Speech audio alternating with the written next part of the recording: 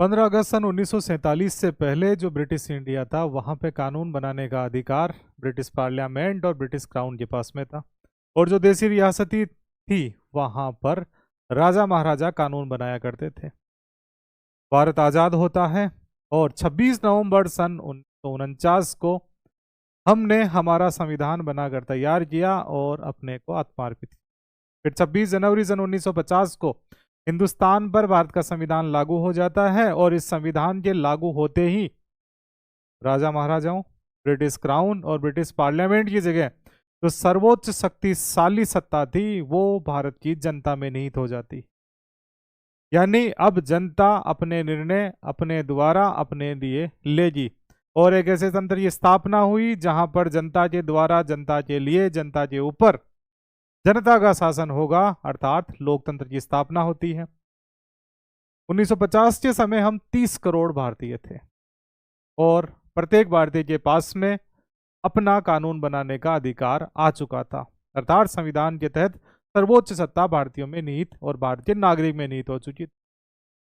अब 30 करोड़ लोग अपने लिए कानून बना नहीं सकते, तो हमारे संविधान ने प्रावधान किया कि एक भारत की सरकार होगी, एक राज्य की सरकार होगी और एक भारत की संसद होगी जो पूरे भारत के लिए कानून बनाएगी। वैसे ही राज्यों के लिए संसद होगी जो पर्टिकुलर राज्य के लिए कानून बनाएगी और जो भारतीय संसद में जाएगा उसे मेंबर ऑफ पार्लियामेंट एमपी कह दिया जाएगा और जो राज्य विधानसभा में जाएगा उसे member of legislative assembly MLA कह दिया जाएगा। ये जो फुल फॉर्म है ये कई बार जो एमएलए के चुनाव होते हैं उन चुनावों के अंदर आम नागरिक के द्वारा या पत्रकारों के द्वारा किसी भी एमएलए उम्मीदवार से पूछा जाता है। अब जनता ने अपनी विधानसभा में अपना प्रतिनिधि विधानसभा सदस्य एमएलए को चुनकर भेज दिया। अब सर्वोच्च सत्ता जनता में थी, जनता ने अपना प्रतिनिधि चुना तो उसमें भी सर्वोच्च सत्ता आ जाती है। जैसे ही इस व्यक्ति में सत्ता आती है, सत्ता के साथ में इस व्यक्ति की रेस्पॉन्सिबिलिटीज भी आ जाती है। तो हम आज इस वीडियो में देखेंगे कि ये जो एमएलए है इस एमएलए के पास में क्या क्या पावर होती है, इस एमएलए की सैलरी क्या होती है, इस एमएलए को सुविधाएं क्या क्या मिलती है। नॉर्मली हम लोग जब भी किसी कम्पिटिटिव एग्जाम की तैयारी करते हैं तो वहां पे सबसे पहले देखते हैं कि आईएएस को सैलरी सुविधाएं क्या मिलेगी, आरएएस को सैलरी सुविधाएं क्या मिलेगी। वैसे ही जो जनता के सबसे बड़े सेवक होते हैं एमएलए, उनको क्या सैलरी मिलेगी और राजस्थान के एमएलए को क्या सैलरी मिलेगी खास तौर पर, वो हम लोग इस वीडियो के अंदर देखेंगे। ये एमएलए के लिए भी इम्पोर्टेंट है, आम जनता के लिए भी वीडियो इम्पोर्टेंट है, तो हमें पता लगेगा कि वास्तव में इनके पास में सैलरी क्या होती है। कई बार हम सुनते हैं कि इस एमएलए ने इस बार 500 करोड़ कमा लिए, ये एमएलए साहब तो सूखे रह गए, कुछ भी नहीं कमाया, किसी एमएलए ने 100 करोड़ कमा लिए, ऐसी बातें सुनते हैं। लेकिन वास्तव में एमएलए को हमारे जो कानून रहते हैं उन कानूनों के तहत कितनी सैलरी मिलती है ये हमें जानना एज ए नागरिक बहुत जरूरी है। तो संविधान और संविधान के द्वारा जो कानून बनाए गए हैं उन कानूनों में क्या सैलरी है।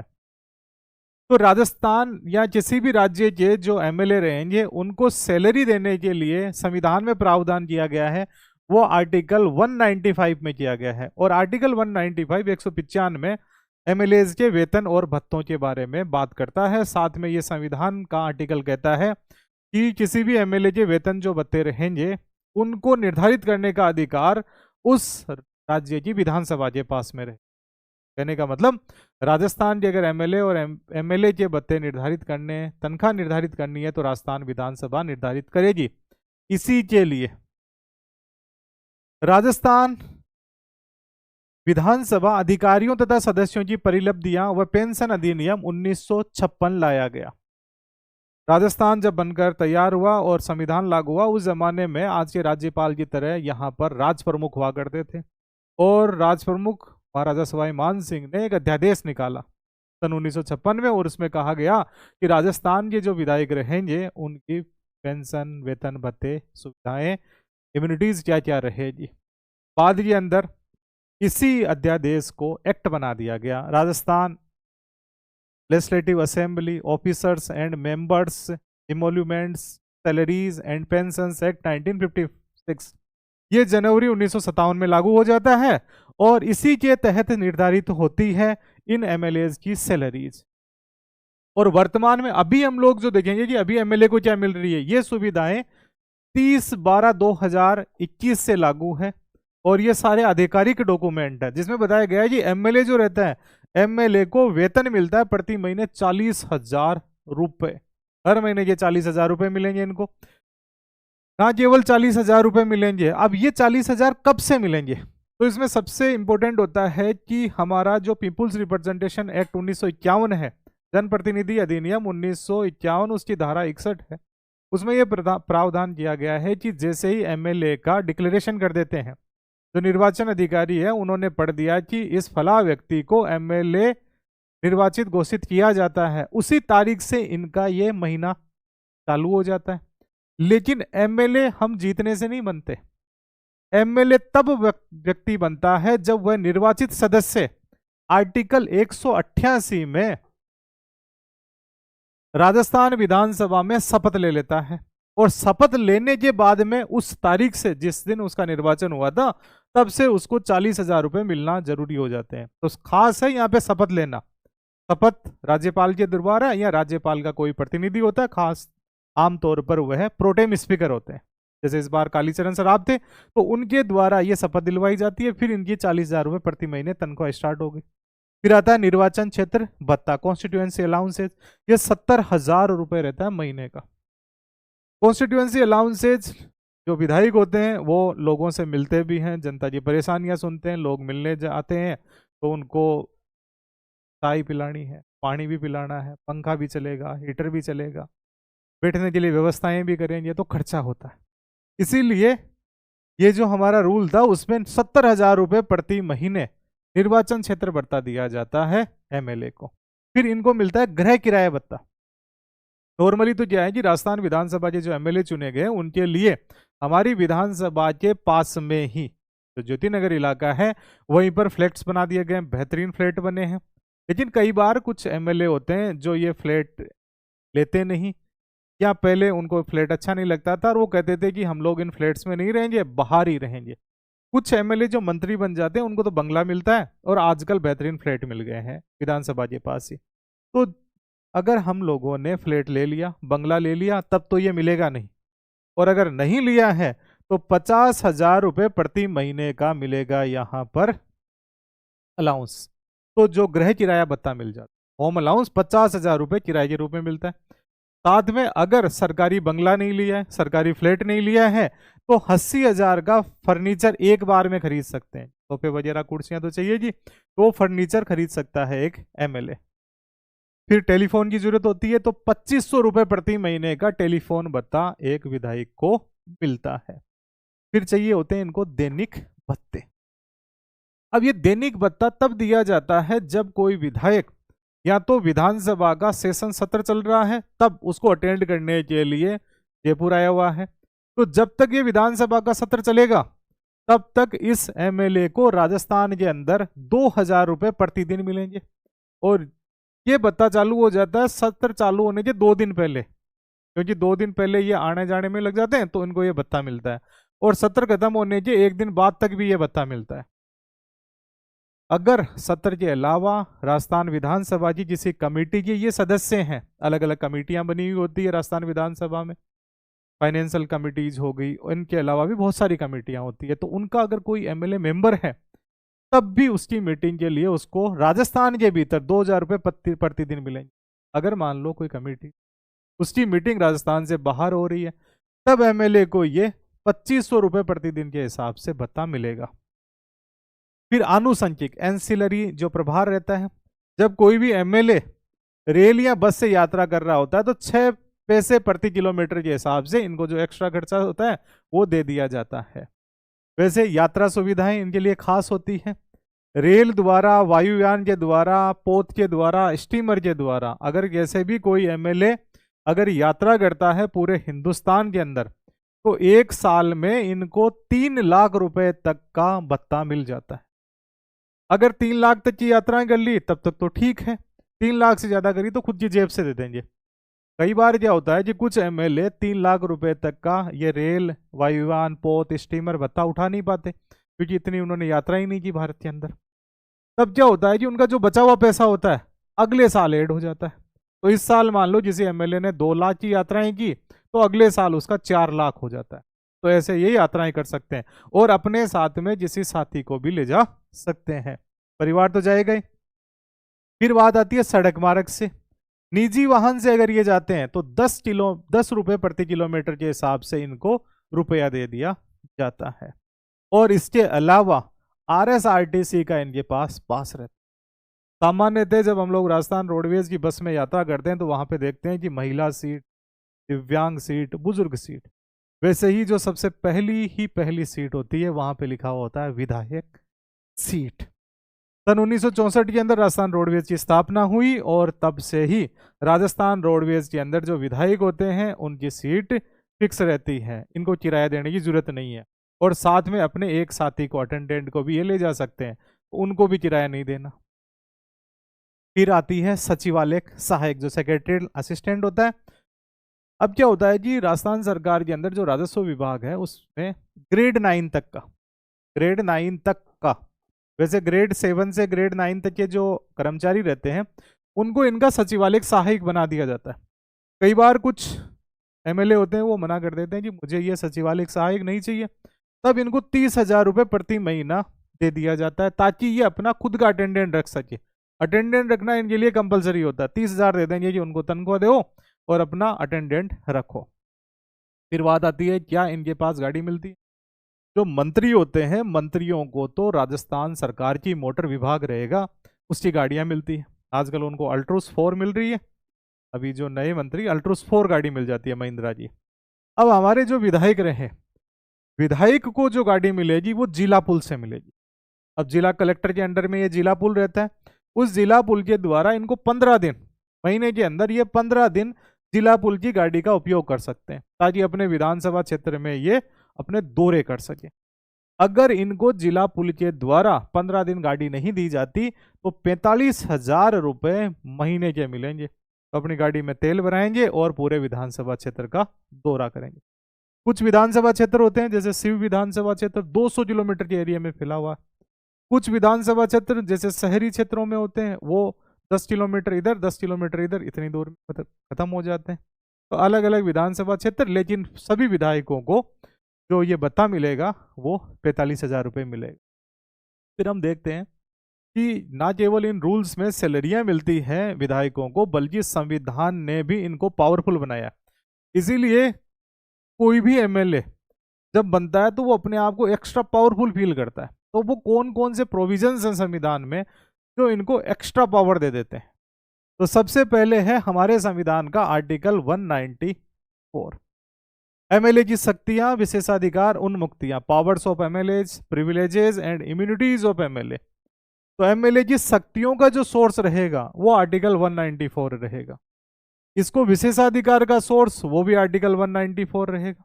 इसको इम्यूनिटी यानी इसका बचाव करना है कुछ परिस्थितियों में, वो भी आर्टिकल 195 ही रहेगा। सैलरी का 194 ये रहेगा और 195 सैलरी का हो जाएगा। अब इनको आर्टिकल 194 के तहत वाक स्वतंत्रता होता है, फ्रीडम ऑफ स्पीच, यानी विधानसभा के अंदर ये किसी भी मुद्दे पर अपनी बात खुलकर रख सकते हैं। वैसे भारतीय नागरिक के रूप में हमारे को भी आर्टिकल 19 के तहत फ्रीडम ऑफ स्पीच होता है। कुछ हमारे पे रेस्ट्रिक्शंस होते हैं, 8 प्रकार के रेस्ट्रिक्शंस हैं, उनके तहत हम लोगों को बोलने की स्वतंत्रता होती है। लेकिन यहाँ पर जो विधायक रहते हैं उनको कुछ एक्स्ट्रा स्वतंत्रता दी जाती है ताकि अपनी बात और अपने क्षेत्र की बात एज ए प्रतिनिधि वो पूरे राजस्थान की जो कानून बनाने वाली संस्था जो विधानसभा है उसके सामने रख सके। इनका यहाँ पे प्रोटेक्शन किया जाता है। दूसरी आर्टिकल 194 में यही कहता है कि अगर किसी विधायक ने विधानसभा के अंदर कोई बात बोल दी है या किसी के फेवर में या किसी के अगेंस्ट में वोट डाल दिया, अब इनका काम ही यही होता है विधानसभा में, या तो प्रश्न पूछेंगे, अपनी बात रखेंगे या वोट डालेंगे। तो अगर इन्होंने कोई वोट डाला है, कोई अपनी बात रखी है, उससे रिलेटेड इनको किसी भी न्यायालय में प्रसन्नगत नहीं किया जा सकता, इनके खिलाफ किसी भी कोर्ट में केस नहीं किया जा सकता। यह आर्टिकल 194 में इनका प्रोटेक्शन करता है। तो ये जब स्वतंत्रताएं मिलती है तब एमएलए अपनी खुल के बात रख सकता है। फिर इसी आर्टिकल में एमएलए की शक्तियां, विशेषाधिकार और उन्मुख। 2023 के अंदर उत्तर प्रदेश की जो विधानसभा थी उसमें एक वाकया घटा। उत्तर प्रदेश विधानसभा के एक एमएलए थे जो ज्ञापन देने जा रहे थे जिला कलेक्टर को। पुलिस ने उनको रोका, उनके साथ हाथापाई करी, लाठीचार्ज कर दिया, चोटें आई। बाद के अंदर विशेषाधिकार समिति के सामने उन विधायक ने अपना मामला रखा। विशेषाधिकार समिति ने उन अधिकारियों को दोषी पाया और दोषी पाने के बाद में उनकी पेशी करी गई विधानसभा के। जब कभी भी विशेषाधिकार समिति किसी व्यक्ति को, किसी अधिकारी को, किसी भी एमएलए का जो विशेषाधिकार है, उसका जो प्रिविलेज है, उसके ब्रीच में दोषी पा लेते हैं कि उसका उल्लंघन कर दिया, एमएलए का कहना नहीं मानना, या विधानसभा का कोई आदेश था उसकी पालना अधिकारियों ने नहीं करी, तब विधानसभा किसी भी व्यक्ति को समन कर सकती है, बुला सकती है। अधिकारियों को, पुलिस अधिकारी थे, उनको बुलाया गया उत्तर प्रदेश विधानसभा में, और बुलाकर बाद में जो विधानसभा अध्यक्ष थे उन्होंने कहा कि आर्टिकल 194 के क्लोज 3 में प्रदत्त शक्तियों के अनुसार उत्तर प्रदेश की विधानसभा अपने आप को न्यायालय में तब्दील करती है और विशेषाधिकारों का जो इस विधानसभा के सदस्य के हनन हुआ है उनकी जांच करेगी और दोषी अधिकारियों को यहाँ पे सजा देगी। तो जो विधायक होते हैं उनका कोई अधिकारी कहना नहीं मानता। किसी भी व्यक्ति के या किसी घटना के, किसी अधिकारी के विरुद्ध जो एमएलए होते हैं वो अगर पर्सन खड़ा कर देते हैं विधानसभा के अंदर, तो उस व्यक्ति की, उस अधिकारी की, उस पर्टिकुलर संगठन की जिम्मेदारी हो जाती है कि वह इनके सामने अपना जवाब पेश करे। अगर वो जवाब पेश नहीं करते तो इनको समन कर सकती है और दोषी भी करार दे सकती है। बाकायदा विधानसभा अपने आप को कोर्ट में तब्दील कर सकती है और कोर्ट जैसे पावर आ जाते हैं विधानसभा के पास में इसी आर्टिकल में। और विधानसभा के अंदर जेल भी होती है। अगर कहना नहीं मानता कोई व्यक्ति और एमएलए के विशेषाधिकार का हनन कर देता है तो उसको उस जेल में भेजा जा सकता है, सर्विस से टर्मिनेट किया जा सकता है। इसीलिए एमएलए को हम लोग देखते हैं कि वो अपने आप को मुखर होकर प्रस्तुत कर, अपनी बात को खुलकर रखते हैं, अधिकारियों को फटकार लगा देते हैं। जब सरकार बन गई, बढ़िया से काम करना, नहीं करना तो यहाँ से रवाना हो जाओ, अब हमारी सरकार है। फिर अधिकारी क्यों डरते हैं? ये अधिकार होता है। वैसे डरने और पावर दिखाने की बातें नहीं होती। संविधान ने जनता को सब अधिकार दिए और जनता ने अपने जनप्रतिनिधि चुन के एमएलए को भेजा। अगर एमएलए के द्वारा बढ़िया काम किए जाते हैं, अपनी जिम्मेदारियों को पूरे उत्तरदायित्व के साथ में निभाया जाता है, तो जनता उसको इन सुविधाओं के लायक मानती है और लगातार उनको बनाए रखती है। कई बार कुछ एमएलए होते हैं जिनसे जनता नाराज हो जाती है, उनको एमएलए से जनता पूर्व एमएलए कर देती है। लेकिन क्या पूर्व एमएलए होते ही उनकी सारी सुविधाएं खत्म हो जाएगी? तो हम लोग कहेंगे जैसे सरकार के जो अधिकारी कर्मचारी होते हैं उनको पेंशन के प्रावधान होते हैं, वैसे ही एमएलए जो पूर्व हो गए हैं, भूतपूर्व विधायक, उनको भी सुविधाओं के प्रावधान किए गए हैं। तो अब ये देखते हैं एक्स एमएलए की पेंशन और सुविधाएं। तो एक्स एमएलए उनको अभी पेंशन के रूप में 35,000 रुपये प्रति महीने के हिसाब से मिल रहे हैं, अगर वो पिछली विधानसभा में एमएलए थे तो। फिर है 5 वर्ष से ज्यादा कोई एमएलए रहा है तो प्रत्येक वर्ष के लिए 1600 रुपये प्रति माह के हिसाब से, तो ये लाखों में संख्या पहुंच जाती। अभी पूर्व एमएलए के प्रति महीने 3500 रुपये, और 5 वर्ष से ज्यादा रह गया कोई एमएलए। कुछ एमएलए होते हैं जो 10-10 विधानसभाओं में एमएलए रहे, कुछ 5 में, कुछ 4 में, तो जो उनका पुराना कार्यकाल है उसके लिए उनको प्रत्येक वर्ष के लिए 1600 रुपये प्रति माह के हिसाब से पेंशन दी जाती है वर्तमान के। पहले ये 15,000 रुपये थी 2012 में, फिर इसमें चेंजेस किए गए और ये चेंजेज 2021 से लागू हैं, तो इनके तहत अभी 35,000 रुपये। पंजाब विधानसभा ने यह प्रावधान किया कि एक एमएलए को एक बार के कार्यकाल के लिए ही पेंशन दी जाएगी, लेकिन राजस्थान में यह प्रावधान नहीं है। फिर जैसे ही किसी पूर्व विधायक की उम्र 70 साल हो गई तो उसकी पेंशन में 20% की बढ़ोतरी हो जाए। 80 साल हो गई, उन्होंने अपना सर्टिफिकेट दे दिया उम्र का, तो 30% बढ़ोतरी कर दी जाती है। कई बार कुछ एमएलए होते हैं उनका स्वर्गवास हो जाता है, उस कंडीशन में उनको कौटुंबिक पेंशन यानी फैमिली पेंशन देने का भी प्रावधान किया गया है। तो यहाँ पे फैमिली पेंशन, अगर कोई एमएलए अपने पद पर था और पद पर रहते हुए ही उनका स्वर्गवास हो गया, उस कंडीशन में उनकी पत्नी या पति को जितना उनको वेतन मिल रहा था उस वेतन जितनी ही पेंशन दी जाएगी।